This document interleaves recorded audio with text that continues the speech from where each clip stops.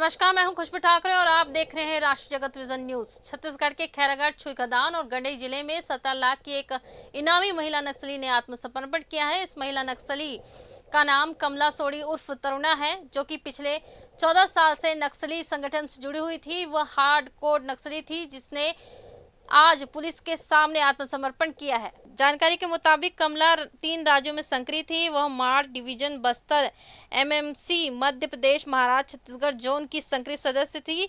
MMC zone प्रभारी रामदर की team में प्रमुख भूमिका निभाती थी। इस दौरान वह कई हिंसक वारदातों और पुलिस बलों पर हमले की योजनाओं में शामिल रही है।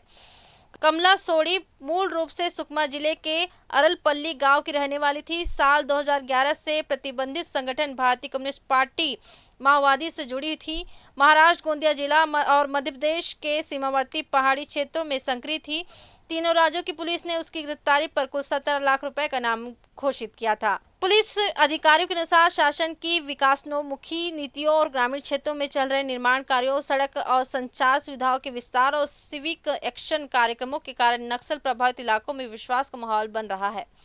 सुरक्षा बलों द्वारा निरंतर संवाद और जनसंपर्क से नक्सलियों को मुख्य धारा से लौटने के लिए प्रेरित किया जा रहा है। इसी मुहिम में प्रभावित होकर कमला सोडी ने हिंसा का रास्ता छोड़कर समाज की मुख्य धारा में लौटने का निर्णय किया। आत्मसमर्पण के बाद कमला सोडी को छत्तीसगढ़ शासन की नीति के तहत 5,000 रुपए के प्रोत्साहन राशि प्रदान की गई। साथ ही पुनर्वास नीति 2025 के अंतर्गत अन्य सुविधाएं उपलब्ध कराने की प्रक्रिया भी शुरू कर दी गई है।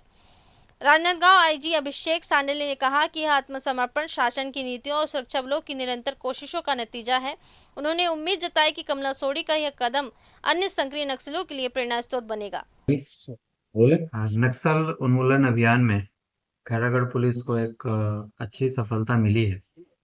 नक्सलियों का जो संगठन है एमएमसी जोन, जो महाराष्ट्र, मध्य प्रदेश और छत्तीसगढ़ जोन के नाम से जाना जाता है, उसकी एक महत्वपूर्ण कैडर कमला सोडी, जो मूलतः सुकमा जिले की रहने वाली और 2011 से नक्सलियों के साथ जुड़ी है।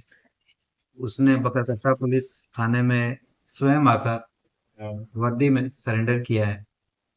तो जो हमारी पुनर्वास नीति है और जो सुरक्षा बलों का जो दबाव है, दोनों यहाँ पे दिखता है और नक्सल अभियान में एक महत्वपूर्ण कदम है हमारे लिए। Thank you sir. यह आत्मसमर्पण शासन की आत्मसमर्पण एवं पुनर्निर्वास नीति 2025 के तहत हुआ है, जिसे नक्सल उन्मूलन अभियान के महत्वपूर्ण उपलब्धि माना जा रहा है।